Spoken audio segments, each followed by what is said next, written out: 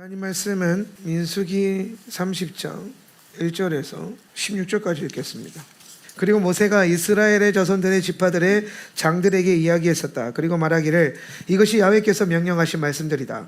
만일 어떤 사람이 야훼께 서원을 서원했으면 혹은 그의 혼으로 무엇을 절제하기로 맹세하는 맹세를 했다면 그는 그 말을 깨뜨리지 말아야 한다.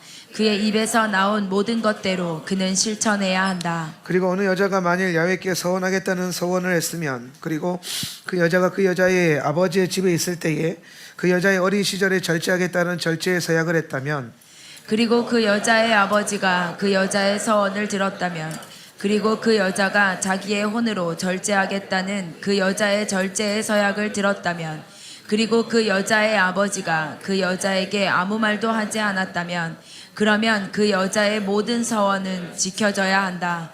그리고 그 여자가 자기의 혼으로 서약한 모든 절제의 서약은 지켜야 한다. 그리고 만일 그 여자의 아버지가 그 여자가 그렇게 할 것을 거절했다면, 즉 그가 그 여자의 모든 서원들을 듣던 그날, 그리고 그 여자가 자기의 혼으로 서약한 그 여자의 절제의 서약들을 듣던 그날 거절했다면 그것이 지켜지지 않아도 된다.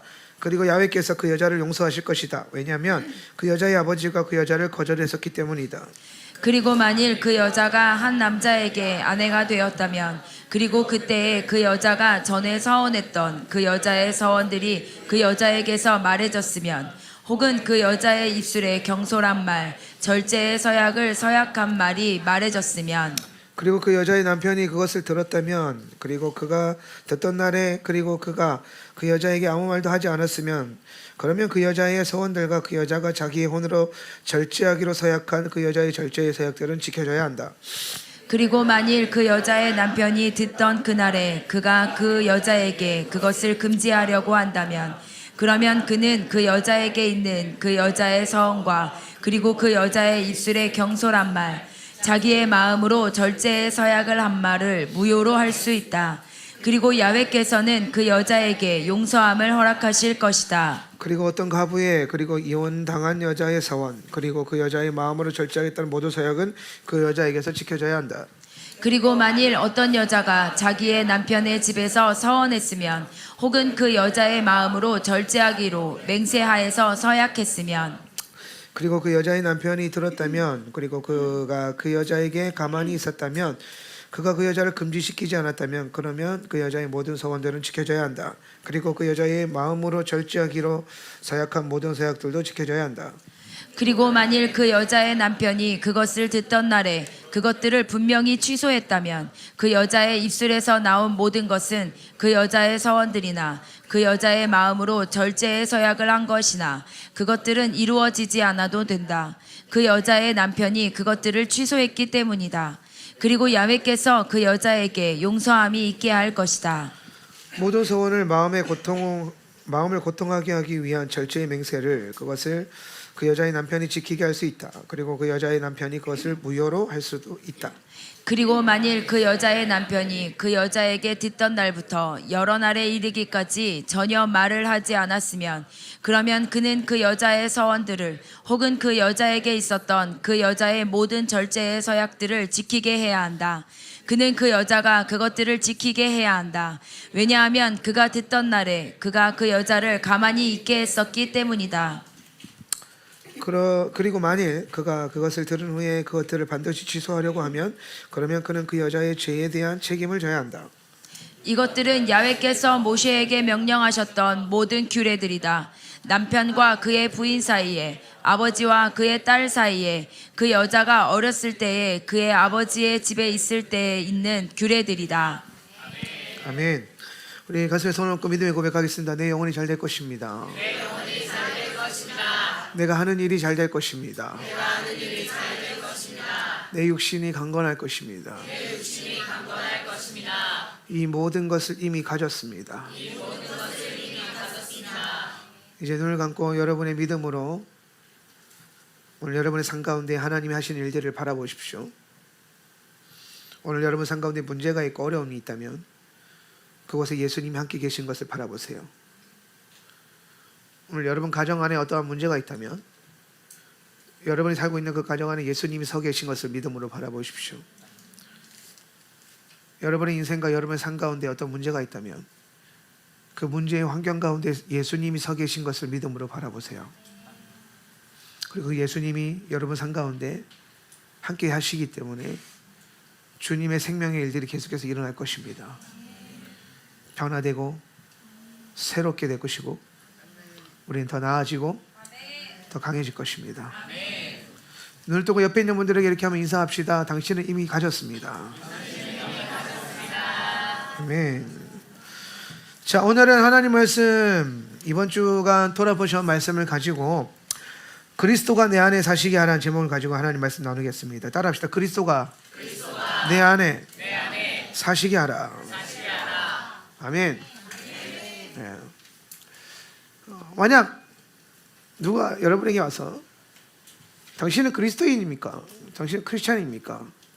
라고 묻는다면 여기 계신 분들 중에서 대부분의 사람들은 네, 저는 그리스도인입니다 라고 고백하겠죠. 아멘. 간자가 이곳에 있는 것 같아요. 우리는 다 그렇게 고백할 겁니다. 나는 그리스도인입니다. 그럼 이제 그 다음에 만약에 이 사람이 이렇게 묻는 거예요. 당신이 그리스도인이라는 것을 어떻게 확신할 수 있습니까? 그리스도인이라는 게 뭡니까? 당신이 그리스도인이라는 것을 무엇으로 확신할 수 있습니까? 라고 물으면 여러분은 아마 각종 다양한 대답을 하거나 혹은 굉장히 당황스럽겠죠. 내가 그리스도인인 거는 알겠는데 내가 그리스도인인지 확신하거나 왜 내가 그리스도인인지가 생각해 볼 수 없었던 영역 중에 하나겠죠. 근원적인 질문에 대한 여러분이 믿고 있고 여러분이 살고 있는 여러분 인생과 하나님 나라에 대한 그 근원적인 질문에 대한 답이 항상 우리에게 있어야 됩니다. 우리는 우리의 믿음에 대한 선명한 답을 갖고 있어야 됩니다. 내가 왜 그리스도인인지, 그리고 내가 그리스도인이라는 것이 무엇으로 증명이 되는지. 그냥 여러분이 나는 그리스도인이에요라고 우긴다고 해서 그리스도인이 되는 건 아니에요. 혹은 여러분이 교회를 다니고 있다고 해서 그리스도인이라고 착각하면 안 돼요. 혹은 여러분의 부모님이 그리스도인이라고 해서 여러분이 그리스도인이라고 생각하면 안 됩니다. 여러분이 예수를 알고 입으로 예수를 고백하고 찬양하고 혹은 여러분이 기도라는 것을 한다고 해서 여러분이 그리스도인이라는 것이 증명되지 않습니다. 우리가 그리스도인인가 아닌가를 증명할 수 있는 것은 단 한 가지입니다. 우리 안에 그리스도가 드러나는 겁니다. 내가 그리스도인이라는 것을 내가 증명할 수 없습니다. 내가 그리스도인이라는 것은 오직 내 안에 살아계신 그리스도만이 그것을 하실 수 있어요. 여러분이 그리스도인이라면 예수 그리스도는 여러분 안에 살아계셔서 여러분이 그리스도인인 것을 자꾸 증명하고 드러낼 겁니다. 만약 여러분이 그리스도인이 아니라면 예수님은 여러분 안에서 아무것도 못하실 거고, 예수님이 여러분 삶까지 드러나지 않는다면 여러분은 그리스도인이라고 부를 수 없습니다. 우리는 많은 착각과 거짓 위에서 되게 안일하게 살아가는 경우가 많은데, 그렇기 때문에 우리에게 말씀이 필요해요. 하나님의 말씀은 날마다 우리를 그리스도께로 인도할 것이고, 그분의 말씀이 들려지고 그분의 말씀을 아멘으로 동의하고 믿기 시작한 그때부터 그리스도께서 내 안에 살아 계실 수 있는 그 문과 길이 열리기 때문이죠. 여러분 반드시 기억하십시오. 그리스도께서 여러분 안에서 살아서 역사하셔서 여러분이 그리스도인이라는 것을 그분이 당신의 모습을 드러내지 않고서는 우리가 이것을 암만 주장한다고 하더라도 그리스도인이 될 수 없습니다. 여러분이 무엇을 느낀다 하더라도 여러분은 그리스도인이 될 수 없습니다. 여러분이 무엇을 이해하고 있다고 해서 여러분이 그리스도인이 될 수는 없습니다. 우리가 그리스도인이 될 수 있는 건 단 한 가지예요. 내 안에 예수가 드러나는 겁니다. 여러분, 이것이 여러분에게 절망이 아니라 소망이 되길 축복하고, 어쩌면 어떤 분들에게 여러분 희망이 되겠죠. 아마 내 모습을 봐도 그리스도인 다운 모습이 안 나타나는데, 어느 날 기도의 집 형제 목사님들과 함께 목포 거리를 걸었던 적이 있어요. 이상하게 다들 블랙 칼라 옷을 입고 왔더라고요. 한 15명의 목사들이 골목을 횡대로 걸어요. 또 다 자기들이 앞서겠다는 거죠. 다 한 교회 담임들이니까. 한 손에는 커피를 들고, 그때 우리가 메가 커피를 가서 이제 제가 커피를 다 쌌는데, 그래서 딱 가는데 저는 이제 내가 샀으니까 가운데 센터에 서서 이 걸어요. 다들 쫙 펼쳐져가지고 커피에 들고 걸어가는데, 누가 밖에 저기 가가지고 그 사진을 찍어가지고 이제 돌렸는데, 앞만 봐도 목사의 무리로 보이진 않은 거예요. 진짜 어떤 목포의 어떤 조직이 커피 들고 그 거리를 이렇게 횡단하는 진짜 그런 비주얼이더라고요. 다들 뭐 나도 머리 삐죽하게 세웠지, 막 누구는 올백해가 이러고 있지, 막 다들 곱상한 분들이 잘 없어요. 기도의 집 하는 분들 중에서는 그런 분들 잘 없습니다. 왜냐하면 기도의 집은 항상 전쟁과 전투의 연속이기 때문에. 그런데 이제 그 모습을 보고 이제 우리끼리 서로 얘기하는 거야. 그러니까 속된 말로 목사 간상이 아무도 없다 이 말이야. 누가 이걸 보고 목사인 줄 알겠냐는 거예요. 근데 세상 모든 사람들이 그 사진을 보고 어느 조폭의 무리들이라고 이해한다 할지라도 오늘 우리의 삶 속에서 그리스도가 드러난다면 우리 목사들입니다. 목자이신 그분이 드러나기 때문에. 그러니까 사람이 자기가 뭘 주장하고 자기가 어떻게 보이느냐에 따라서 결정되는 게 아니라, 내가 그리스도인이라는 것은 내가 주장하는 것이 아니라 그분이 내 안에서 주장하기 시작해야 돼요. 그게 여러분에게 좀 오늘 선명해졌으면 좋겠어요. 그래서 여러분 스스로를 한번 보는 거예요. 우리 목사님은 목사 관상은 아니에요. 관상이라는 표현이 여러분에게 거슬리지 않길 바랍니다. 그냥 쓰는 말이니까. 얼굴이 딱 목사 할 상은 아니에요.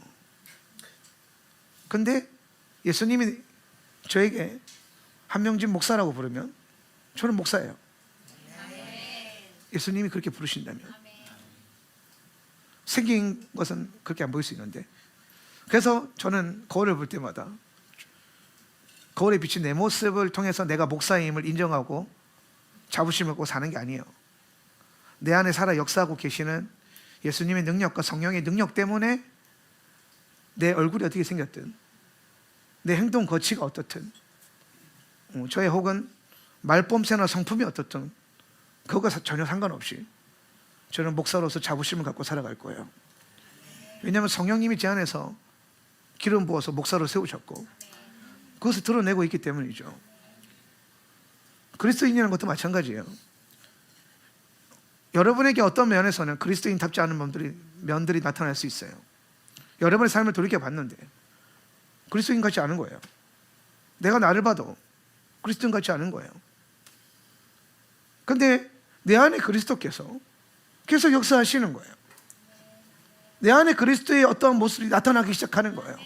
그러면 여러분, 내 상황과 형편과 환경이 어떻든, 내 생긴 모습이 어떻든 우리는 그리스도인이 될 겁니다. 근데 여러분이 아무리 입을 열어서 혹은 여러분의 삶 속에서 뭔가 대단한 것들을 느끼고 경험하고 말하고 혹은 대단한 신령한 뭔가가 깨달아져서 막 하나님 음성이 들리고 기도하는데 병자들이 고쳐지고 한다 할지라도 여러분 안에서 예수 그리스도가 드러나지 않다면 여러분은 그리스도인이 아닙니다. 예수님은 메소포타미아의 무당이었던 발람에게도 말씀하셨어요. 발람은 예수님의 음성을 들었죠. 하나님의 음성을 들었어요. 그렇다고 해서 그가 하나님의 제사장인 건 아니에요. 그는 여전히 미디안의 제사장이고 그는 여전히 메소포타미아의 무당일 뿐이에요. 이해가 되시나요? 예. 근데 모세나 아론을 보십시오. 특히나 아론은 제사장 직분을 받자마자 가문적으로 큰 사고가 일어나죠. 자식들이 불순종함으로 죽어요. 모세를 보십시오.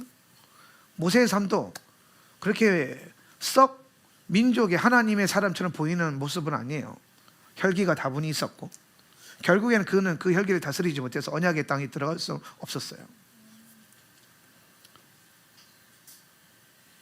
오늘 우리의 삶 가운데 인간적인 어떠한 모습과 연약함이 드러난다 할지라도 아론에게 하나님이 역사하셔서 아론의 지팡이에만 싹이 나게 하셨고, 모세에게만 말씀하셔서 하나님의 토라가 모세를 통해서 주어지게 만드셨어요.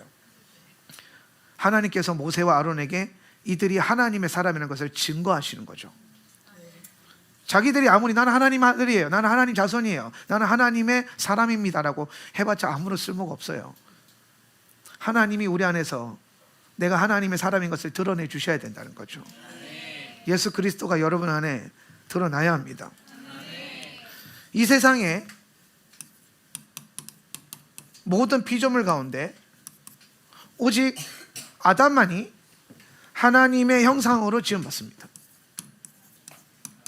하나님의 형상이요. 하나님의 형상은 뭐와 연결되어 있다 그랬죠? 영적인 영역이에요. 영이라고 합시다. 사람을 하나님께서 영적인 존재로 창조하셨어요. 그럼 여러분, 영이 하는 일이 뭐였어요? 인간의 세 가지 본성에서 영이 하는 일이 뭐였죠? 하나님과 뭐 하는 거였어요? 교제하는 거죠. 여러분은 하나님과 교제할 수 있는 존재로 뭐가 됐어요? 창조됐어요. 하나님이 여러분을 만드실 때에 여러분을 어떻게 만들었냐면 하나님과 교제할 수 있는 존재로 만드셨다는 거예요. 근데 여러분이 하나님과 교제할 수 있다는 게 이게 무슨 말인지 아세요? 여러분이 하나님을 느낀다는 거?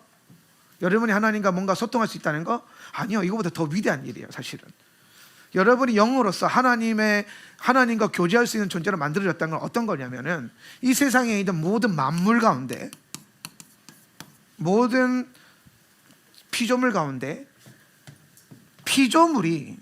만물이 스스로 하나님께 나아갈 수 없어요. 오늘 이 자리에 갑자기 개가 예배 드리러 문을 똑똑 두드리면서 나 예배하러 왔어요, 하나님 만나러 왔어요 라고 하지 않는다는 거죠. 제주도에 초원에 있는 말들이 갑자기 주일만 되면 미친 듯이 뛰어나와가지고 예배당 앞에 정렬해서 그분을 예배하지 않는다는 거예요.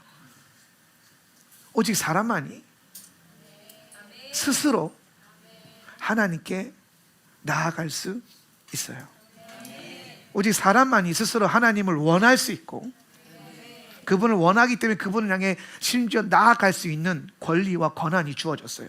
그게 하나님의 형상과 하나님과 교제한다는 뜻이에요. 이 모습이 성경 어디에서 드러나냐면은 에스더서에 보면, 에스더 이야기가 여러분에게는 단순히 금식하고 영적으로 한계와 문제를 뛰어넘은 돌파의 영역으로 보지 않기를 바랍니다.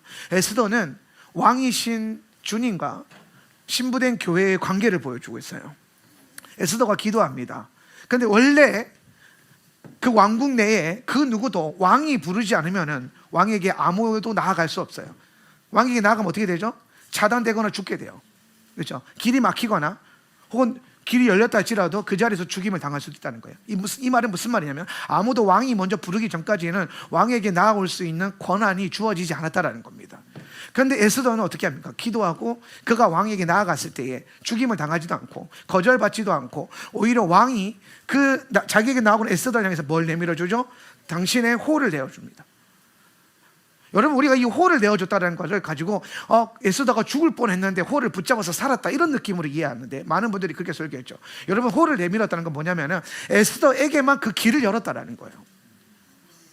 오직 왕이 에스더에게만, 자기 신부된 에스더에게만 스스로 왕에게 나아올 수 있는, 언제든지 왕에게 나아올 수 있는 그 문을 열었고, 권한을, 홀은 권한이죠, 그 권한을 줬다라는 거예요. 너는 언제든지 내게 올 수 있어. 이게 뭐냐면 태초에 하나님이 아담을 하나님의 형상으로 창조한 것을 보여주는 거예요. 이 땅에 에덴 동산의 수많은 피조 세계들이, 수많은 피조물들이 하나님을 경배하고 예배할 수 있지만 그 누구도 스스로 하나님께 나아갈 수 있는 존재가 아무도 없었어요. 그런데 오직 아담만이, 오직 사람만이, 오직 여러분만이 하나님께 나아갈 수 있는, 스스로 나아갈 수 있는 엄청난 존재들이죠. 그게 하나님이 여러분을 뭐 하셨다라는 거예요? 하나님의 형상으로 창조하셨다는 뜻입니다. 그리고 더 나아가서 이런 엄청난 사람의 탄생을 보면, 오늘 우리 잠옷실에 있는 슬기나 예언이를 보면 저 아이들 태어난 지 이제 막 100일 넘었죠. 둘 다 이제 예언이가 오늘 100일째니까. 네. 그죠? 예원이가 오늘 100일째죠. 에디 아니야? 아무튼 뭐 그래요. 그냥 이번 주면 오늘이지 뭐. 그냥 제 시간과 여러분의 시간 다를 수 있어요. 100일이야. 태어난 지 100일 됐어요. 저 아이들이 둘 다 내년이면 또 돌을 맞이하게 됐죠. 그럼 저 아이들이 돌이 되면은 스스로 사람으로서 정상적인 기능을 할까요? 기능이라 표현해서 죄송합니다만, 근데 우리가 기능이 있으니까 사람으로서. 저 아이들은 1년이 지났을 때 정상적으로 기능할 수 있을까요? 못하겠죠? 2년이 지난다면 정상적으로 기능할까요? 3년이 지난다면 정상적으로 기능할까요? 10년이 지난다면 10살 손 들어봐. 정상적으로 기능하고 있나요? 20년이 지난다면 20살 손 들어봐. 정상적으로 기능할 수 있을까요? 아니죠. 저 친구는 아직도 부모님에게 의존되어 있죠. 10살짜리는 더 의존되어 있죠. 여러분 되게 신기하지 않으세요? 하나님이 사람에게 엄청난 특권을 부여하셨고 엄청난 능력을 부여했는데 사람만이 태어나서 굉장히 오랜 시간 동안 누군가의 돌봄이 필요한 존재라는 거예요. 이 세상에 창조된 생물 중에 태어나자마자 스스로 기능하는 생물들이 많습니다. 여러분 집에 아이들이 구피를 다 키우는 걸로 알고 있는데, 여러분 어항에 있는 구피들은 태어나자마자 부모의 그 잡아먹으려고 하는 부모의 입을 피해서 스스로 살아남기 시작하고 스스로 기능하고 회피 본능과 생존의 본능과 이런 것들로 그냥 살아가는 거예요. 구피는 자기 새끼에게 밥 먹는 법을 가르치지 않습니다. 구피 새끼들은 어떻게 밥을 먹을까요? 태어날 때부터 스스로 먹는 거예요. 스스로 기능하게끔 창조되어 있어요. 한낱 미물인 물고기도 태어나자마자 기능하는데, 만물의 영장이라 불리는 사람은 엄청나게 돌봄을 많이 받습니다. 심지어 인간은 진짜 태어나자마자 돌봄이라는 것을 받지 않으면 살아남을 수가 없는 존재예요. 동물들은 그렇지 않죠. 송아지와 망아지가 태어난 걸 제가 본 적이 있는데, 저는 시골 출신이라 개들은 태어나자마자 일어납니다. 우리는 그 누구에게도, 예언이나 슬기에게 왜 못 일어났냐고 책망하지 않습니다. 저 아이들이 저 잠옷실에서 아빠의 품에 안겨서 예배드린 거에 대해서 뭐라고 하지 않아요. 저걸 정상적으로 여기고 있고, 오히려 저 아이들이 홀로 내버려져 있는 걸 우린 더 위험하게 느끼죠. 왜? 사람은 태어나서부터 돌봄이 필요한 겁니다. 이 엄청난 사람이 그런 존재로 태어났다는 거예요. 그럼 여러분, 여기 하나님 메시지가 있겠죠. 하나님은 인간을 향해서 이렇게 말씀하시는 거예요. 너는 스스로 살아갈 수 있는 존재가 아니야. 태어날 때부터 그 메시지 주는 거예요. 너는 네 스스로 혼자서 살아갈 수 없어. 그리고 더 나아가서 이것이 복음을 통과하게 될 때에 이렇게 말하는 거예요. 모든 사람은 스스로 살아가는 존재가 아니라 하나님의 돌봄과 하나님의 함께 하심이 필요한 존재라는 거예요. 그래서 하나님이 우리를 하나님의 형상으로 창조하셔서 하나님과 교제할 수 있도록, 그분이 나에게 찾아오셔서 나를 돌볼 수 있고 내가 그분의 도움이 필요할 때 그분께 나아갈 수 있는 그런 엄청난 관계를 창조할 때부터 그 안에 그 기능을 넣어두신 거예요. 하나님이 여러분이 하나님을 쫓을 수 있는, 여러분이 하나님을 받아들일 수 있는, 담을 수 있는 그 기능을 주님이 만들어 놓으셨다는 거예요. 그래서 이 기능 안에서 또 설명하고 있는 게 뭐냐면 이런 거예요. 우리는 하나님 없이는 아무도 스스로 기능하거나 역할을 수행할 수 없다라는 겁니다. 우리는 반드시 뭐가 필요해요? 하나님이 필요해요. 여러분에게 반드시 하나님이 필요해요. 그건 선택사항이 아니에요. 하나님이 여러분에게 없다면, 하나님이 여러분 삶 가운데 함께 하시지 않는다면 여러분은 제대로 된 기능과 역할을 수행할 수가 없습니다. 궁금하시죠? 이게 왜 있는지? 정구인데요. 정구는 저절로 진화했어요. 어느 날 눈을 떴는데 이 정구가 나는 빛을 밝히는 존재가 되고 싶어라고 해서 스스로 막 몸부림쳤더니 이렇게 됐어요. 엄청난 존재죠. 이 정도는 여러분이 다 알다시피 누군가가 스스로 이 빛을 낼 수 있는 그 메커니즘을 가지고 이것을 만들었죠. 전구는 스스로 빛을 내는 존재죠. 이 전구는 누가 만든 상표가 없네요. 누군가 만들었습니다. 그래서 이 전구 자체는 빛을 냅니다. 빛을 낼 수 있는 존재예요. 그리고 여러분 이거 지금 여러분 봤을 때 멀쩡해 보입니까? 안 멀쩡해 보입니까? 멀쩡해 보이죠. 예. 근데 여러분이 진짜 멀쩡한가요? 이게 진짜 겉으로 보기엔 멀쩡해 보이죠. 근데 진짜 멀쩡한지 안 멀쩡한지 어떻게 알 수 있어요? 그렇죠. 제대로 기능하는지 봐야 돼요. 그래서 자기가 있어야 될 위치로 갔는데 보세요. 멀쩡한 전구인데 있어야 될 위치에 있는데 빛이 나지 않아요. 자, 여러분 이거는 멀쩡한 거예요? 안 멀쩡한 거예요? 그렇죠. 왜 안 멀쩡할까요? 지금 얘가 전구가 스스로 빛을 낼 수 있는데 전구는 스스로 빛을 못 내요. 전구가 빛을 내려면 뭐가 필요해요? 힘이 필요해요. 전기라고 하는 능력이 필요해요. 그러니까 이거는 멀쩡해 보이는데 사실 멀쩡한 게 아니에요. 뭐가 역사할 때? 전기가 역사할 때에 멀쩡해질 거예요. 나는 잘 살고 있는데요. 아무런 문제가 없어요. 내 삶에는 아무런 문제가 없어요. 겉으로 보기에도 멀쩡해요. 기스도차 없어요. 나는 깨진 존재도 아니에요. 그러면서 지가 멀쩡한 줄 알고 살고 있습니다. 열심히 살아요. 이 정부가. 그래서 하는 말입니다. 나는 내가 원해서 스스로 태어났어요. 나는 진화된 존재예요 라고 말하겠죠. 정신 나간 소리죠. 근데 아무도 여러분이 아까 처음에 이게 멀쩡합니까 안 멀쩡합니까 했어요. 여러분 전부 다 멀쩡하다고 했습니다. 왜냐하면 겉으로 보기에 멀쩡해 보였거든요. 그런데 제대로 기능을 수행하지 못하고 있어요. 뭐가 없기 때문이에요? 힘이 없기 때문이에요. 능력이 없고 전기가 없기 때문이에요. 이 전구는 전기가 역사할 때만 빛을 발할 수 있어요. 그래서 전기가 역사하기 시작하면 빛이 나죠.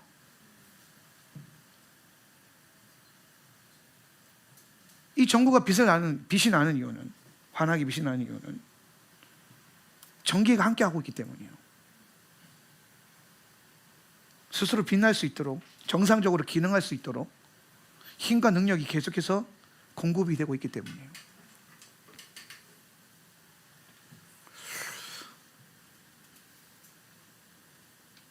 이게 여러분의 인생이고 전기가 예수님이라고 생각해 봅시다. 우리는 예수님 없이도 가끔 그렇게 생각해요. 난 아무런 문제가 없어. 그리고 예수님 없는 사람들을 볼 때에 저 사람은 아무런 문제가 없어 보여요. 혹은 괜찮아 보여. 스스로 예수님이 없는데도 불구하고 자기가 이 땅에 만들어진 목적과 의미도 제대로 기능하고 수행하고 못하고 있으면서 내 인생에 아무런 문제가 없어 라고 생각한단 말이에요. 근데 그거는 보는 관점에 따라서 진짜 그럴 수 있어요. 왜냐하면 아까 제가 저 전구를 빼서 멀쩡할까요? 안 멀쩡한 걸 볼 때 여러분은 멀쩡하다 그랬거든요. 보는 면이 다른 거예요. 근데 저는 앞만 봐도 그 전구가 멀쩡해 보이지 않았어요. 왜냐하면 전구가 해야 될 일은 빛나는 거예요. 주님 우리에게 말씀하셨어요. 너는 세상에 빛이라. 빛이에요. 근데 빛나고 있지 않아요. 그냥 예수 그리스도의 빛과 하나님의 능력을 예수님이 내 안에 살아 역사하셔서 그분의 생명 안에서 내가 막 빛을 발산하고 살아있는 존재가 지금 아닌데도 그냥 내가 겉으로 보기에 멀쩡하기 때문에, 내가 빛나고 있지 않다 한들, 내가 그리스도인으로서 빛나지 않는다고 한들, 내가 그리스도인으로서 뭔가 영광스럽지 않아도 내가 내 삶 속에서 이 세상에서 멀쩡하게 살고 돈 잘 벌고 좋은 집에 살고 좋은 차를 몰고 내 자녀들에게 아무런 문제가 없고 내 남편과의 관계에서 아무런 문제가 없어요. 단 한 가지 문제가 있다면 빛나고 있지 않다는 거죠. 하나님의 영광이 없다는 것 뿐이에요. 하나님의 영광 없는 것 빼고는 우리는 멀쩡해요. 그래서 스스로 멀쩡하다고 착각하면서 사는 거예요. 근데 그건 멀쩡한 게 아니에요. 하나님은 여러분을 이 땅에 좋은 차나 좋은 집이나 남편과의 좋은 관계나 자녀와의 좋은 관계와 자녀가 잘 되는 것, 혹은 내 삶을 그럴싸하게 유지하는 것으로 여러분을 이 땅에 보내지 않았다는 겁니다. 너희는 세상에 빛이라. 그럼 그 빛은 뭐예요? 그리스도의 빛이죠. 주님이 세상에 빛으로 오셨으니까. 우리는 그리스도의 빛을, 예수 그리스도를 나라는 존재를 통해서 발산하고 드러내는 존재로 이 땅에 보냄을 받았는데, 그것 빼고 다 괜찮다고 해서 여러분이 정상적이라고 생각하면 안 된다는 거예요. 여러분이 아무렇지 않다라고 착각하면 안 된다는 거예요. 이 정부는 멀쩡해 보여도 단 한 가지만 없어도 그냥 무의미하고 헛된, 괜히 여러분이 설교 듣는데 방해하고 있는 거추장스러운 가림막일 뿐이에요. 근데 그런 내 인생에 예수님이 함께 하시면 뭔가 조명이 멋있지 않나요?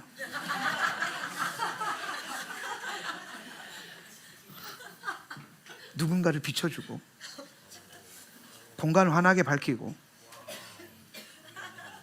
우리는 예수님이 함께 하시는 것 때문에 뭔가 이 세상을 더 나아지게 만들 수 있어요. 그런데 예수님이 함께 하지 않는다면 여러분은 그냥 꺼진 정부 같아요. 정상인가요? 이건 절대로 정상이 아니죠. 좋은 차, 좋은 집, 인생에 아무런 문제가 없다고 해서 괜찮은 게 아니에요. 다 갖고 있어도 예수가 없으면 아무것도 아닌 거예요.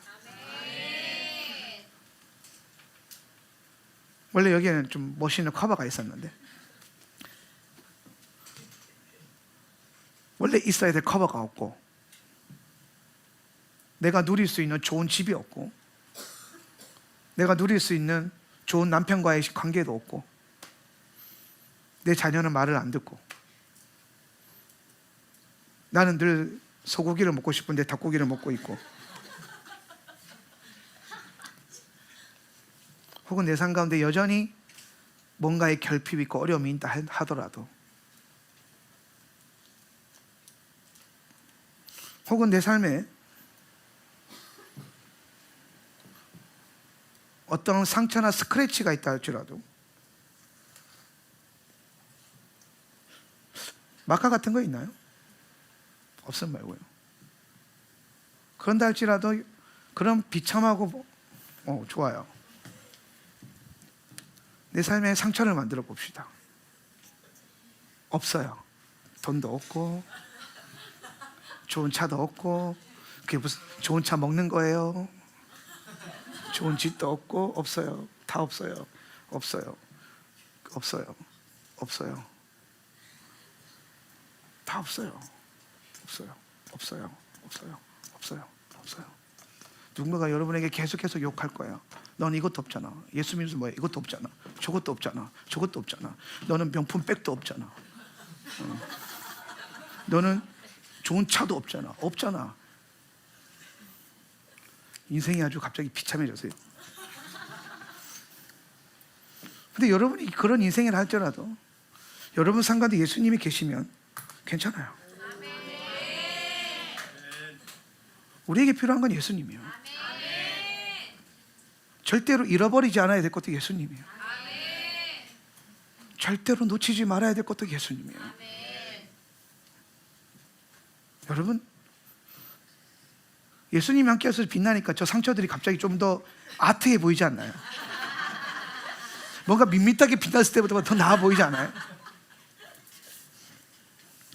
그래서 우리는 태초부터 예수님이 내 안에 임재하시고 그분의 생명으로 역사하도록 창조되었다는 것. 우리는 그 무엇보다도 예수님이 필요합니다. 제가 오늘 여러분에게 시작할 때 그리스도인이 뭐냐, 여러분이 그리스도인이라는 걸 어떻게 확신할 수 있느냐라고 물었어요. 많은 사람들이 예수 그리스도 없이 나는 교회 다니고 있어요, 난 성경을 몇 번 읽었어요, 우리 부모님은 크리스찬이에요, 나는 예수를 알아요, 그런 것으로 스스로 그리스도인이라고 말하지만 예수님이 함께 하지 않는다면, 예수님이 드러나지 않는다면, 여기에 여러분이 예수님 그리스도인이라는 수많은 질문들이 써져 있어도 여러분은 그리스도인이 아니라는 겁니다.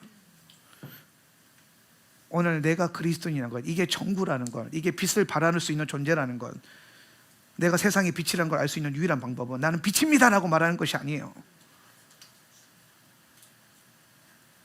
그리스도의 빛이 내 안에 살아 역사하게 하는 거예요. 예수님이 나와 함께 하시는 거예요. 그러면 그 누구에게도 말할 필요 없어요. 나는 그리스도인입니다라고 말할 필요 없어요. 그냥 빛나고 있으면 돼요.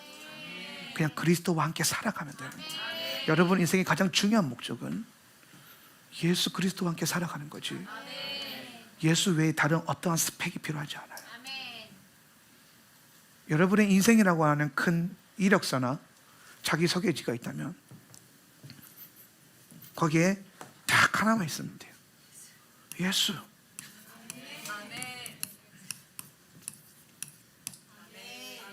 그러면 끝이에요.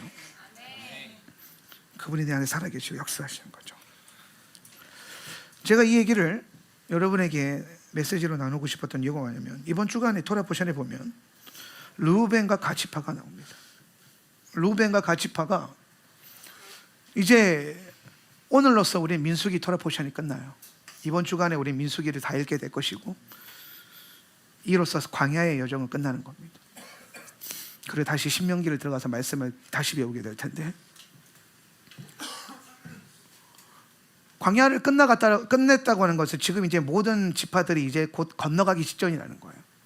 이제 언약의 땅이 눈에 보이기 시작하는 거죠.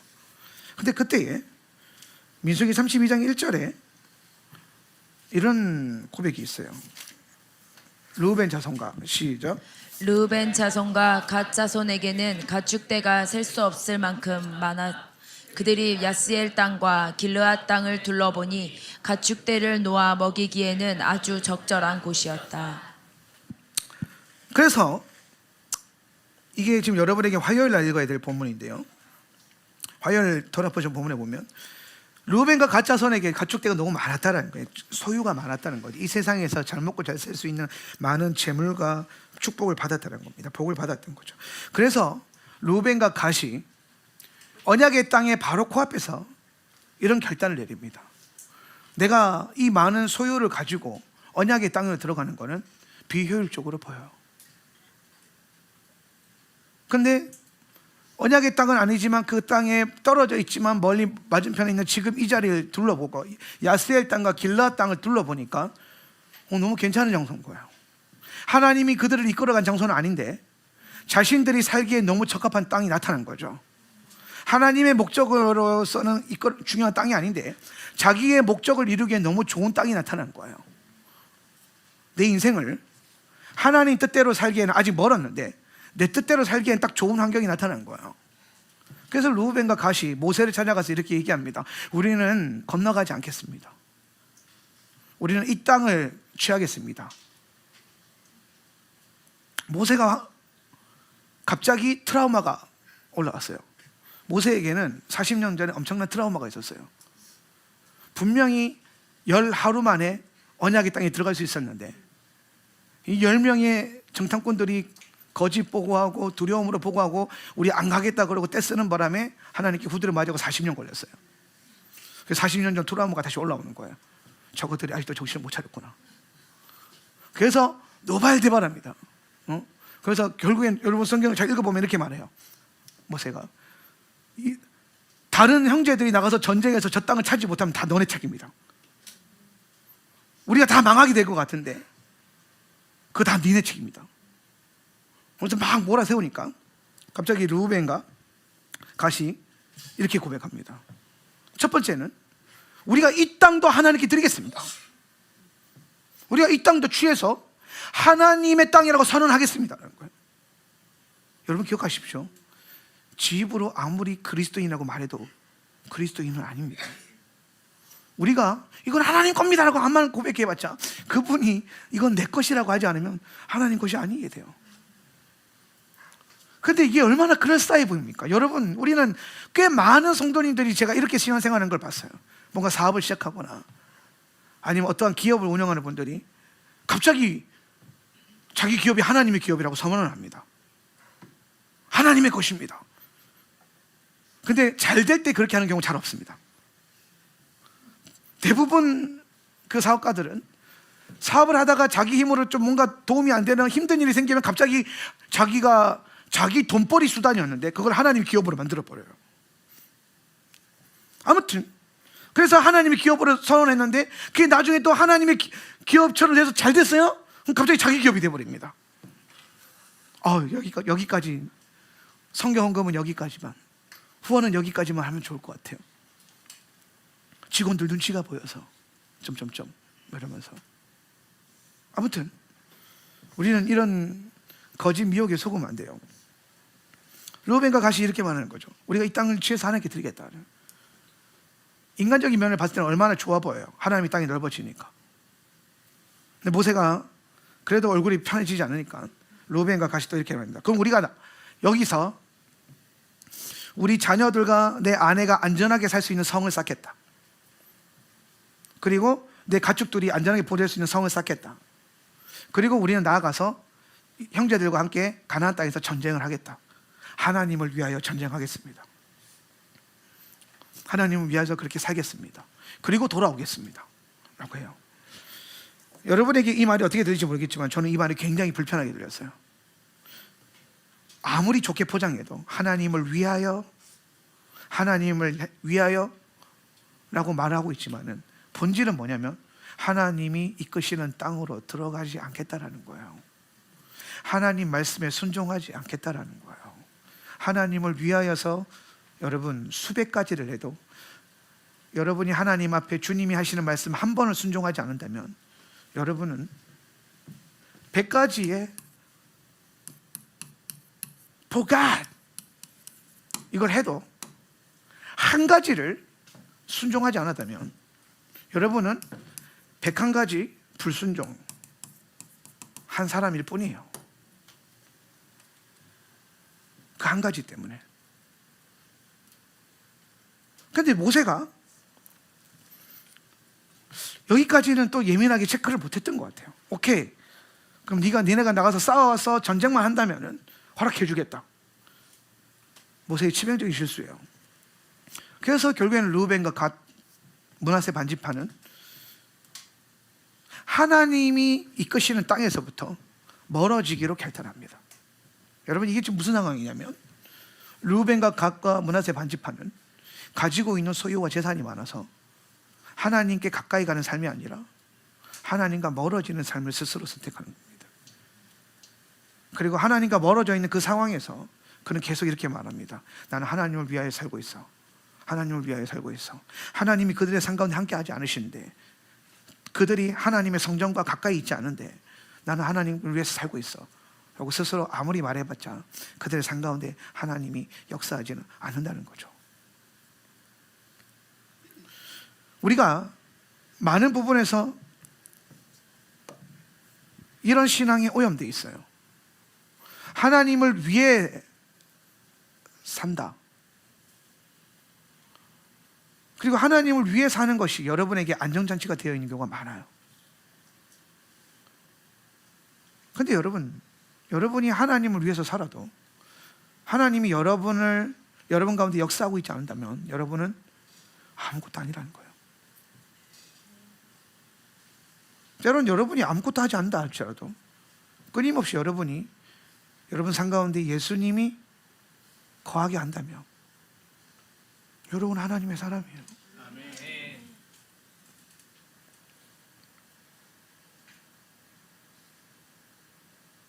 찰스 프라이스라는 목사님이 이렇게 말했어요. 한번 읽어볼까요? 예수님을 시작. 위에 살려고 하지 말라. 대신 예수님이 당신 안에 사시게 하라. 오늘의 핵심 메시지죠. 루벤과 가치파는 하나님을 위해서 산다고 하지만 여전히 자기들의 목적과 만족을 위해서만 살아요. 저는 여러분이 이런 사람들이 되지 않기를 바랍니다. 혹은 여러분 안에 이 메시지를 하면서 목사님 그건 구약 얘기잖아요 하는 분이 있을까 봐 신약 얘기를 하나 해드릴게요. 마가복음 10장 17절에서 23절인데요. 한번 읽어볼까요? 예수께서 시작. 예수께서 길에 나가실새 한 사람이 달려와서 꿇어앉아 묻자오되 선한 선생님이여 내가 무엇을 하여야 영생을 얻으리이까? 예수께서 이르시되 네가 어찌하여 나를 선하다 일컫느냐? 하나님 한 분 외에는 선한 이가 없느니라. 내가 계명을 안 하니 살인하지 말라, 간음하지 말라, 도둑질하지 말라, 거짓 증언하지 말라, 속여 빼앗지 말라, 내 부모를 공경하라 하였느니라. 그가 여짜오되 선생님이여 이것은 내가 어려서부터 다 지켰나이다. 예수께서 그를 보시고 사랑하사 이르시되 내게 아직도 한 가지 부족한 것이 있으니 가서 내게 있는 것을 다 팔아 가난한 자들에게 주라. 그리하면 하늘에서 보화가 내게 있으리라. 그리고 와서 나를 따르라 하시니 재물이 많은 고로 이 말씀으로 인하여 슬픈 기색을 띠고 근심하며 가니라.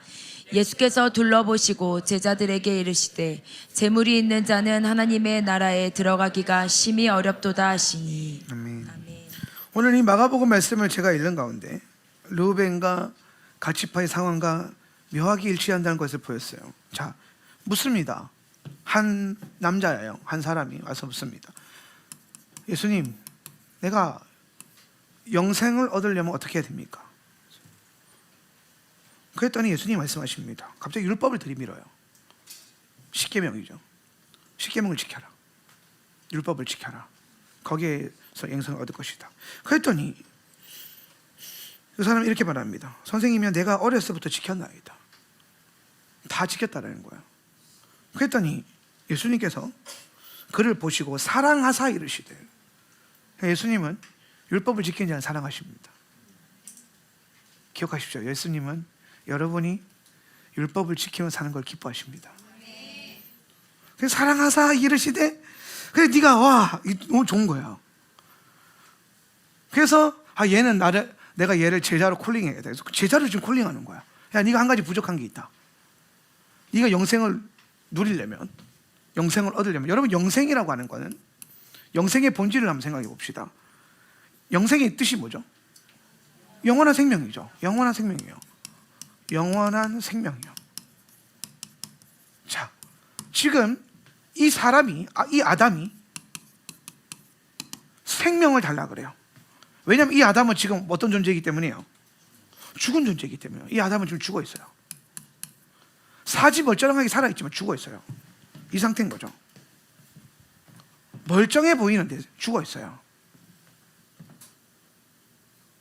아담은 선악과를 따먹으면서 죽어요. 선악과를 따먹으면 죽는다 그랬으니까 죽어요. 죽었어요, 안 죽었어요? 죽었죠. 죽었어요. 아담이 어떻게 죽었죠? 하나님의 생명으로부터 쫓겨났잖아요. 그러니까 여러분, 우리는 지금도 우리 생각과 하나님 생각이 잘 안 맞아요. 하나님은 아담에게 육신의 생명을 가지고 죽인다 살린다 한 적이 한 번도 없어요. 하나님에게는 육신적인 것이 그렇게 크게 관심 있는 일이 아닌 거예요. 하나님은 여러분의 영혼에 관심이 있어요. 우리 에덴 동산은 생명나무를 통해서 에덴에서 살아요. 그래서 아담은 생명과 가까이 살았죠. 하나님의 생명과 가까이 있었어요. 하나님의 생명과 가까이 있었어요. 생명나무는 하나님의 위로부터 난 하나님의 생명을 말하는 건데, 그것과 가까이 있었기 때문에 아담은 늘 생명을 누리는 거예요. 늘 생명나무를 따먹으면서 늘 누리는 거예요. 이 생명나무가 예수님이에요. 아담은 늘 예수님과 함께하면서 에덴 동산에서 생명을 누린 거예요. 근데 아담이 죄를 지었어요. 그래서 에덴 동산에서 쫓겨났는데 멀쩡히 살아있네? 멀쩡하네? 멀쩡한 게 아니라는 겁니다. 하나님의 생명으로부터 멀어져 있잖아요. 이 말은 뭐냐면 하나님의 생명으로부터 분리됐다는 겁니다. 하나님의 생명으로 갈 수 있는 방법이 길이 닫혔다라는 거예요. 그래서 그 상태를 우리 뭐라면 영적 죽음이라 그러면서 죽은 존재라고 하는 거예요. 그래서 이 세상에 있는 모든 선악과의 그 사망 권세 아래에 있는 모든 사람들은 죽은 사람들이에요. 여러분의 육신이 살아있다고 해서 산 존재로 착각하면 안 됩니다. 육신의 생명이 끝났을 때 여러분의 영혼과 여러분의 영혼은 여전히 사망 권세에 붙들려 있어요. 여러분의 영혼이 예수님께로 붙들리지 않는다면, 예수의 권세에 붙들려 있지 않는다면, 여러분이 육신의 생명이 끝나는 그 순간부터 여러분은 사망 권세와 지옥 권세가 여러분을 끌고 가는 거예요. 이 상황에서 이 사람은 영생을 찾고 싶었던 거예요. 우리로 치면 구원받고 싶었던 거죠. 사망으로부터 구원받고 싶었던 거예요. 구원의 문제예요, 지금. 그래서 예수님, 내가 구원받고 싶습니다 얘기하는 거예요. 영생을 누리고 싶습니다. 근데 여러분, 예수님이 거기에 대해서 뭐라고 얘기하냐면, 첫 번째는 네가 토라를 지켜라. 그랬더니 얘는 오케이, 나 이거 하고 있어야 하는 거예요. 토라는 곧 뭘 말하는 거예요? 예수님을 말하는 거죠. 토라는 곧 예수님이에요. 토라를 나는 어렸을 때부터 지켰습니다. 나는 어렸을 때부터 예수님과 동행하는 걸 훈련했습니다 이거라는 거예요. 그러니까 예수님이 그를 사랑하면서 뭐라고 하냐면은, 오케이, 그러면은 그 다음이 뭐냐면은, 네가 보니까 가진 게 지금 너무 많거든? 가진 게 너무 많아서 일단 첫 번째가 뭐냐면 그 가진 거를 가난한 사람들에게 다 나눠주라는 거예요. 여러분, 이거는 지금 재정과 헌금에 대한 문제가 아니에요. 예수님이 그 사람에게 요구한 거는 네가 가진 소유를 포기하고 가난한 사람들이 나누어줘라, 그러면 영생이 온다, 이 얘기를 한 게 아닙니다. 그거 하고 그 다음이 중요한 거예요. 그걸 팔아서 가난한 사람에게 주라, 그리하면 하늘의 보화가 내게 있을 것이다, 그리고 와서 나를 따르라는 거예요. 예수님이 진짜 그 사람에게 요구한 건 뭐냐면 예수님을 따르는 거예요. 예수님을 따라 사는 삶이에요. 근데 예수님을 따라 살기에는 그 사람이 가진 게 너무 많은 거예요. 해야 될 게 너무 많은 거죠. 영생을 얻기 위해서, 구원을 얻기 위해서는 딱 한 가지만 하면 돼요. 예수님을 따르는 거예요. 예수님을 쫓아가는 거예요. 근데 너무 많은 것들에게 붙들려 있는 거예요. 너무 많은 일이 있고, 너무 많은 노동이 있고, 나를 즐겁게 하는 너무 많은 즐거움들이 있고, 여러분이 예수님을 쫓는 그 원띵하는 삶을 살기에 너무 많은 것들을 지금 갖고 있다는 거예요. 이것이 여러분에게 근심이 되길 바랍니다. 저 사람도 근심하고서 떠나가는 거예요. 그래서 제가 한 가지 바라는 건, 여러분은 근심하면서 예수를 쫓기 바랍니다. 여러분, 그 어떤 것도, 그 어떤 산도 여러분이 예수를 쫓는 그 한 가지를 못하는 것에 대해서 보증해 주지 않아요.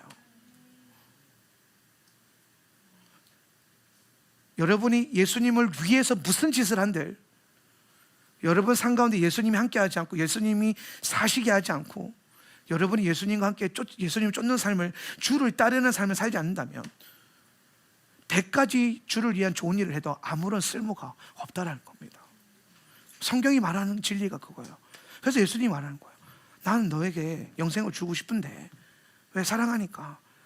근데 딱 보니까 네가 하는 게 너무 많다 얘야. 다 내려놔라. 네가 진짜 영생이 중요하다면, 네가 정말 구원이라는 게 중요하다면 넌 한 가지만 하면 된다. 다 내려놓고 나를 따라와라. 제가 지난주 금요일에 설교할 때 그 얘기했어요. 여러분의 구원은 거저받은 거죠. 네. 근데 거저받지 않았다는 거죠. 예수님이 거저 주시지 않았다는 겁니다. 여러분, 성경을 자세히 보면 예수님을 만났던 모든 사람들에게 구원과 영생에 대한 길로서 자기를 따르는 삶을 살 것을 요구하셨어요. 예수를 따르는 삶이죠. 그 예수를 따르는 삶을 딱 직면했을 때에, 자 봅시다.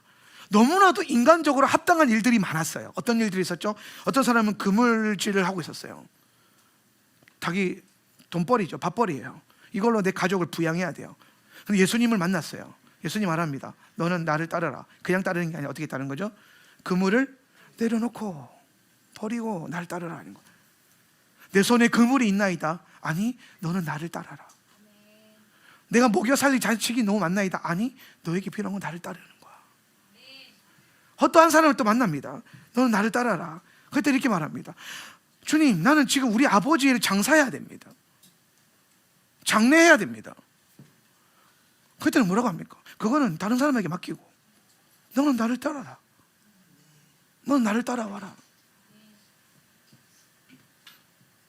여러분 모두가 예수님을 따르는 삶을 원할 거예요, 마음적으로. 그리고 여러분 모두가 주를 따르는 주님을 만났을 겁니다.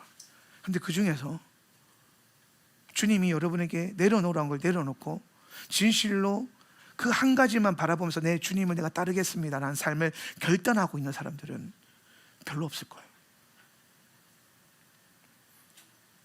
그거에 대한 아마 보상 심리로 여러분은 주를 위해서 뭔가 굉장히 많은 걸 하고 있을지도 몰라요.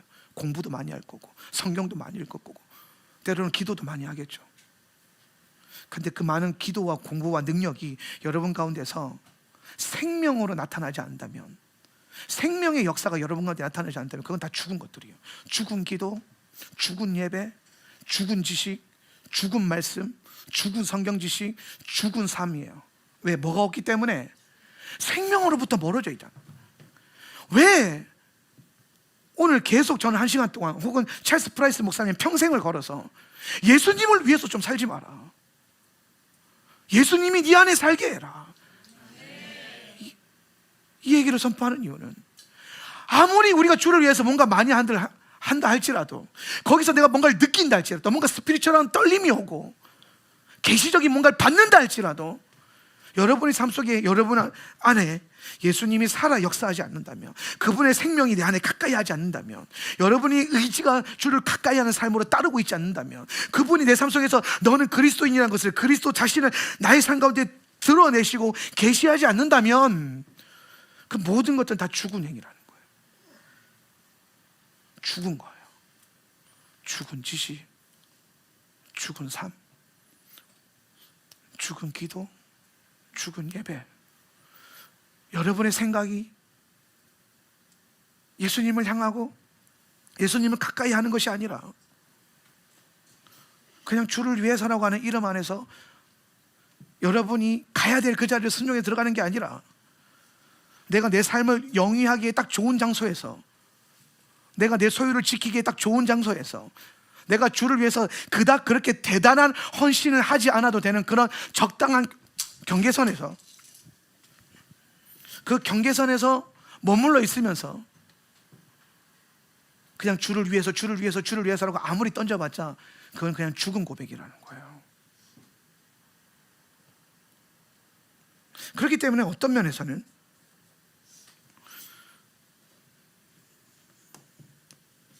결핍이 우리를 복되게 해요. 복음서를 읽어보니까 예수님을 만났던, 예수님을 담아냈던, 예수를 따랐던 그 사람들 안에는 항상 뭐가 있냐면 결핍이 있더라고요. 문제가 있어요. 죄가 있어요. 연약함이 있어요. 부족함이 있어요. 뭔가가 비어있다라는 겁니다. 그래서 이들은 자신의 그 비워져 있는 것들을 다른 무엇으로 채운 게 아니라 오직 예수로만 탁 채워서 예수님을 담았어요.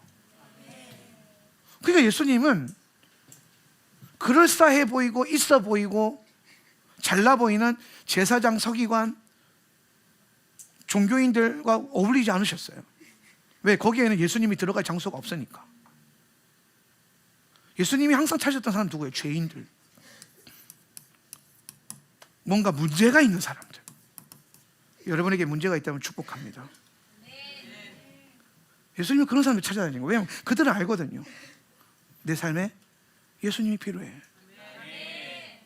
근데 내 삶에 예수님이 필요함에도 불구하고 예수님 말고 다른 뭔가를 추구하는 사람들이 있어요.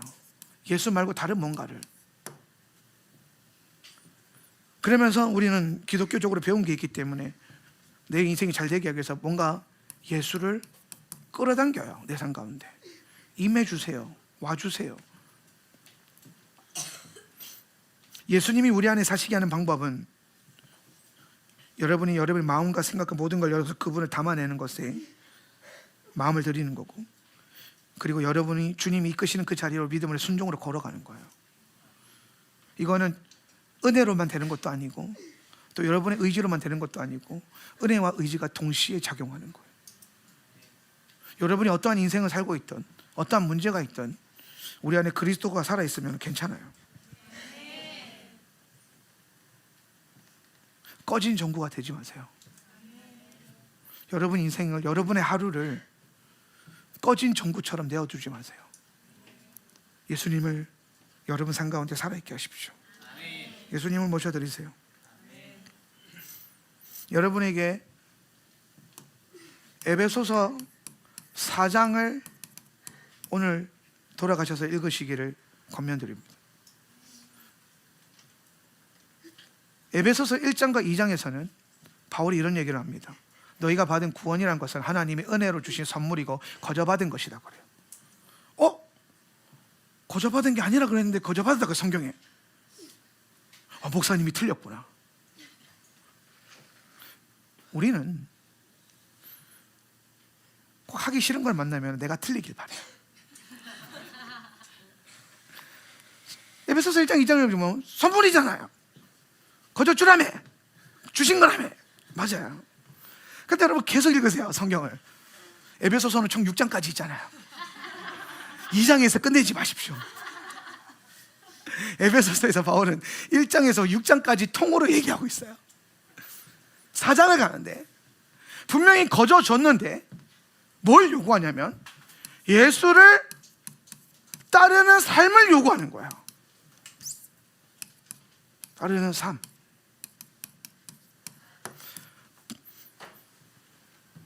부르심에 합당한 삶이라 그래요. 그러면서 갑자기 우리가 생각하는 거저받은 구원과 조금 다른 느낌이에요. 성경이 말하고 있는 거저 주신 구원은, 우리가 생각하는 거저받은 구원은 교회 다니면 내 안에 어느 정도 예수에 대한 고백이 있고 어느 정도의 체험이 있고 복음에 대한 이해가 있으면 내 삶이 어땠든 간에 천국은 가겠구나. 요즘 딱 요 정도 수준이거든요. 한국 교회가 적당히 신앙 고백할 줄 알고 적당히 기도할 줄 알고 적당한 체험이 있고, 그리고 여전히 내가 하고 싶은 대로 살고 있어도 은혜로 받은 구원이니까 은혜로 되게 가겠구나. 근데 성경을 보면 구원을 거저 줬는데 계속해서 그 구원에 대한 삶을 주님이 요구하시는 거예요.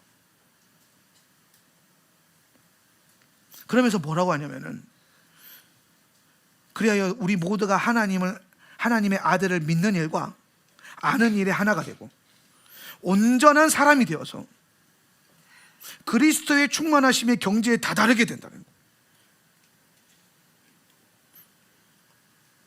그러면서 하는 말이 우리는 더 이상 어린아이로 있어서는 안 된다는 거예요. 인간의 속임수나 강교한 술수에 빠져서 온갖 교훈의 풍조에 흔들리거나 이리저리 밀려다니지 말아야 한다. 우리는 사랑으로 진리를 말하고 살면서 삶을 또 요구하죠. 모든 면에서 자라나서, 저 말은 모든 면에서 자기를 부인하라는 뜻이에요.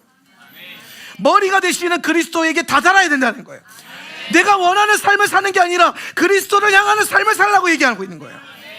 네가 살고 싶은 삶을 살라는 게 아니라 그리스도를 향해서 살라는 거예요. 온 몸은 머리 있으니 그리스도께 속했으며, 여러분이죠.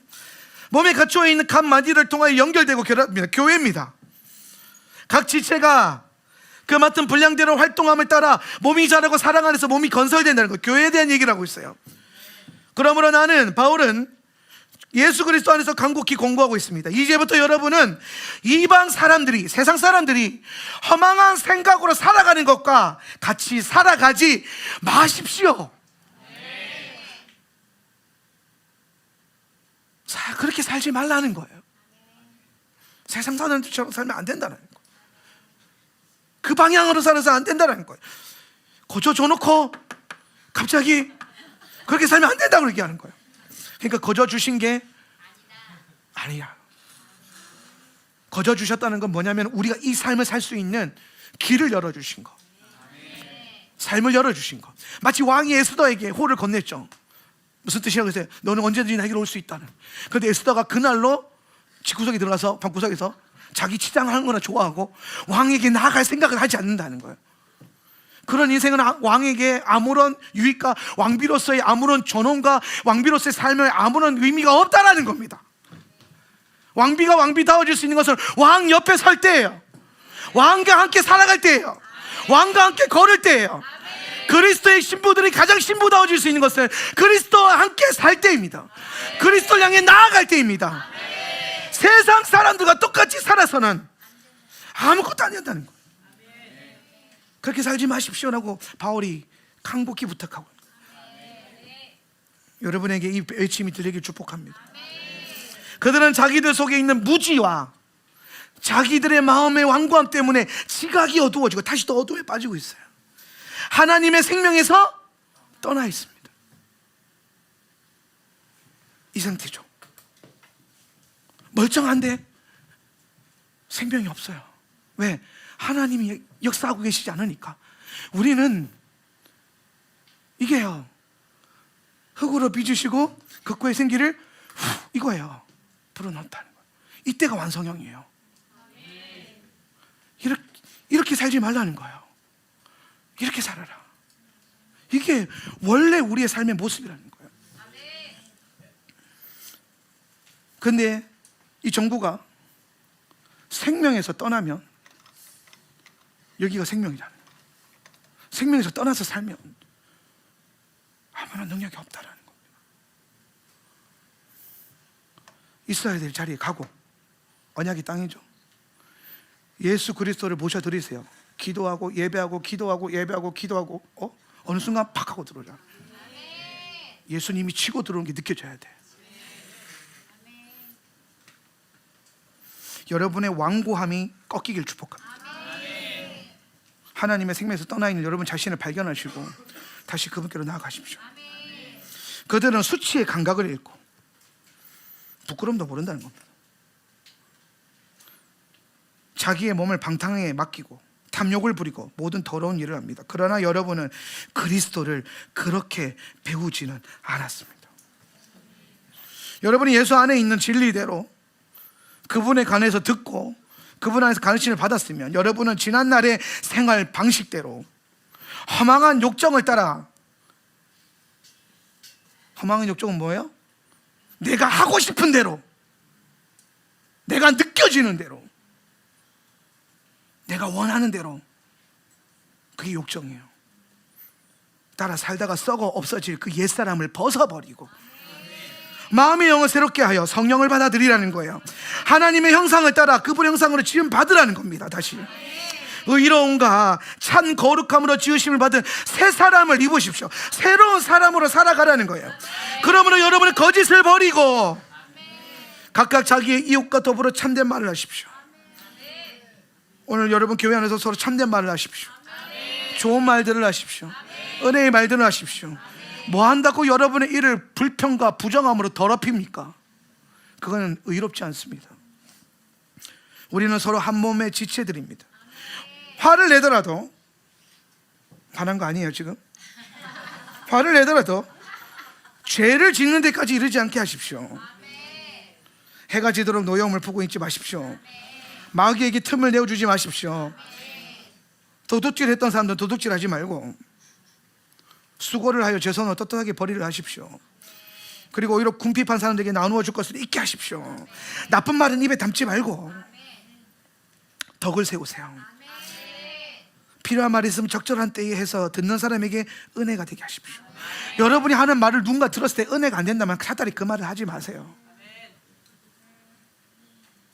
여러분의 입은 누군가에게 은혜를 끼칠 수 있는 입이 되어야 됩니다. 아이고 내가 뭐 없는 말 하나? 차라리 그냥 없는 말이라고 치세요. 은혜가 안 된다면 없는 말 치세요. 입이 없다고 치십시오. 나는 입이 없다. 나는 입이 없습니다. 제발. 우리가 얼마나 많은 축복을 잘못 말해서 까먹는지 몰라요. 하나님이 주신 얼마나 많은 은혜를 내가 잘못 판단하고 말해서 다 알지도 못하는데 말해서 까먹는지 몰라요. 여러분이 더 이상 그런 거짓에 매이지 않길 바랍니다. 하나님의 성령을 슬프게 하지 마십시오. 위에 있는 그 모든 악한 것들은 다 성령을 슬프게 한다는 것. 여러분 성령 안에서 구속의 날을 위하여, 주님 오시는 그날을 위하여 인침을 받았다는 것. 모든 악독과 격정과 분노와 소란과 욕설은 모든 악의와 함께 내어버리십시오. 서로 친절하게 대하십시오. 불쌍히 여겨주십시오. 하나님께서 그리스도 안에서 여러분을 용서하신 것 같이 여러분도 여러분을 상처 입히고 아프게 한 사람들을 용서하십시오. 그러면서 계속 뭐 하는 거예요? 예수님이 여러분 안에 사시게 하십시오. 꺼진 전구가 되지 않기를 바랍니다. 예수님과 동행하는 삶을 살아가시길 축복합니다. 하나님을 위해서 사는 삶을 그만두시고 예수님이 여러분 안에 사시게 하는 삶으로 더 나은 가치를 향해 달려가는 저와 여러분 되기를 축복합니다. 기도합시다. 우리 시간 말씀 생각하면서 기도할 때에 우리는 꺼진 전구가 아니에요. 우리는 처음부터 스스로 완전한 존재로 창조되지 않았어요. 우리는 육체적으로는 누군가의 돌봄이 필요한 존재고 존재론적으로는 하나님의 임재가 필요한 존재예요. 우리는 스스로 빛날 수 있는 존재가 아닙니다. 우리는 하나님을 떠나서는 아무것도 누릴 수 없고 하나님을 떠나서는 생명을 얻을 수 있는 존재가 아닙니다. 그러나 우리가 이 땅에서 때로는 아무것도 가지지 못하고 아무것도 누리지 못하고 내 삶에 상처가 있고 내 삶에 문제가 있고 내 안에 어려움이 있다 할지라도 내 안에 예수 그리스도가 살아계시다면 우리는 그리스도인일 것이고 주님은 우리 안에서 하나님 나라 일들을 계속해서 또 다른 일들을 준비하시면서 주님의 일들을 할 거예요. 그 과정에서 여러분이 필요한 것은 여러분은 예수를 따르고 예수님이 여러분 안에 내 안에 계신 예수 그리스도, 내 안에 살아서 역사하고 있고 내 안에 생명으로 역사하시는 예수 그리스도가 여러분 안에 세워지기를 축복합니다. 방향을 바꾸세요. 위하여가 아니라 그분을 모시고 그분과 함께 살아가십시오. 예수님과 함께라면 어디든 좋아요. 무엇이든 좋아요. 그러나 예수님이 없다면 아무것도 하지 않기를 축복합니다. 예수님과 함께 뭐든지 해도 되지만 예수님이 없이 한 모든 것들은 아무런 의미가 없어요. 이 시간에 한번 기도하며 결단할 때 하나님, 오늘 내 인생이 꺼진 전구가 되지 않기를 원합니다. 오늘 내 삶이 아무런 생명의 능력이 없는 삶이 되지 않기를 원합니다. 그러기 위해서 우리에겐 예수님이 필요합니다. 주님의 생명이 되게 역사하는 것이 필요합니다. 오늘 저는 더 원합니다. 예수님, 저는 오늘 결단하면서 원합니다. 오늘 나에게는 예수님이 필요합니다. 오늘 내 삶에는, 나의 월요일에는, 나의 화요일에는, 나의 수요일과 목요일과 금요일에는 예수님이 필요합니다. 오늘도 필요하지만 우리는 날마다 예수님이 필요합니다.